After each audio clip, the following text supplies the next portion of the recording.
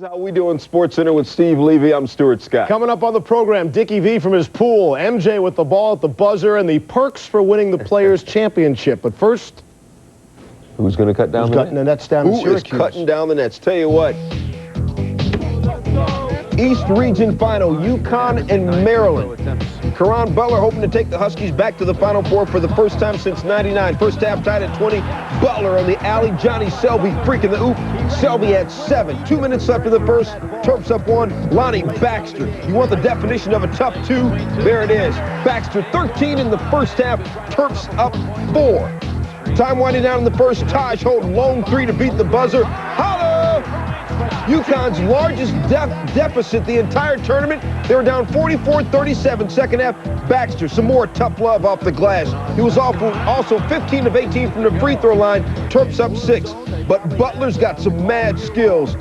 Follow-away jumper. Shorty only scored 6 points in the first half, but in the second half, you got to drop that like it's hot. He came in averaging 26 points this tournament. Huskies a 1-point lead. Chris Wilcox getting some bunnies on a Baduka dunk. He had 13, Terps up 2. Terps down 2, Juan Dixon, nice fake, money.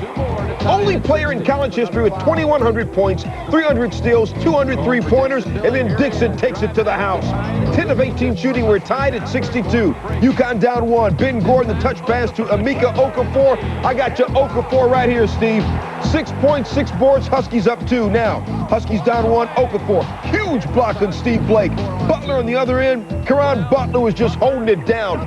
32 points, 9 of 13 shooting. Huskies take the lead again, under 4 left. Terps down 3, Dixon, 4-3, right in Talik Brown's grill. Dixon had 27, third leading scorer in Terp history. 2:10 left, Baxter, turnaround, play up, please. 29 points, 9 boards, Maryland playing its 2,000th game in school history, up 2. Steve Blake had not hit a bucket the entire game. Booyah for the 3. Only bucket of the game. Terps go up 6, and Terps are going to the Final Four. They win it 90-82. And they end UConn's 12-game winning streak. Second consecutive trip to the Final Four for Maryland. Lonnie Baxter at those 29 points. Juan Dixon has scored at least 25 in 3 of the 4 tournament games so far this year.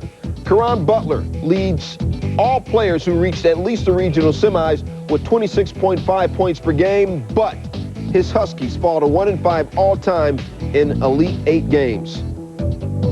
It's a really special season, and even right now, the one thing I'm going to hate tomorrow morning is waking up knowing there's not a practice.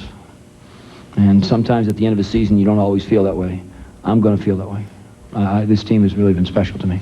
We've had people tell us that, you know, they got their tickets for Atlanta because we're going to the Final Four. They told us that in September.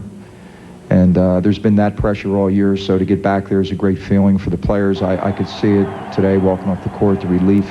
You know, there was joy, but there's also relief in that situation. So who's coming out of the Midwest? Jayhawks in their first Final Four since '93. Maryland, their second straight Final Four. But, man, those Terps, they had a tough time pulling away from UConn on Sunday, didn't they?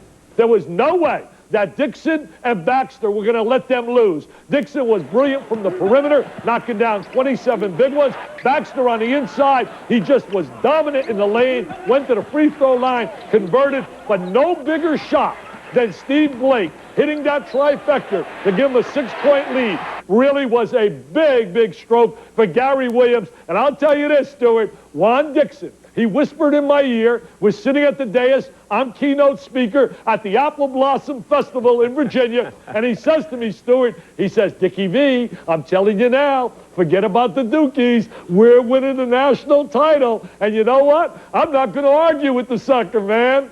Terps already have one first 30-win season in school history. Down the Terps last year in the Final Four, they've won 3 national titles since '91.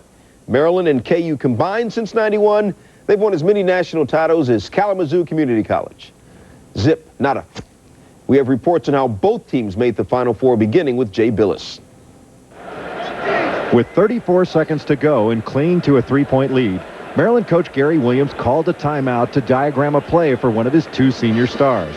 But point guard Steve Blake, scoreless to that point, had another idea. And it was actually kind of funny because as Coach was diagramming the play, you know, he was kind of talking to Steve. He said, Steve, you know, come off the high screen and roll, look for Juan, look for Lonnie inside. And I remember Steve just kind of cutting him off, and he said, no, I'm going to take this shot. And everybody kind of looked at him kind of half crazy look. I felt like I could get something good going, and he kind of went on and he was like, oh, yeah, okay, you can shoot it if you're open, but, you know, he just went on explaining the play, and that's when we didn't run the play, but I still got a shot off. So Steve's been doing that throughout his career. You know, he's been coming up with big plays, big shots, especially in those kinds of situations, and I'm just glad he made it for us. We were up only 3 at that time, and I knew if we got a bucket in, it would be tough for them to come back, and I felt like once we hit that 3, it was over. Blake's shot sealed the victory, but Maryland put itself in a position to win by running high screen and rolls and looking inside to Lonnie Baxter. It was very effective, you know, me just rolling to the basket, you know, and able to catch the ball.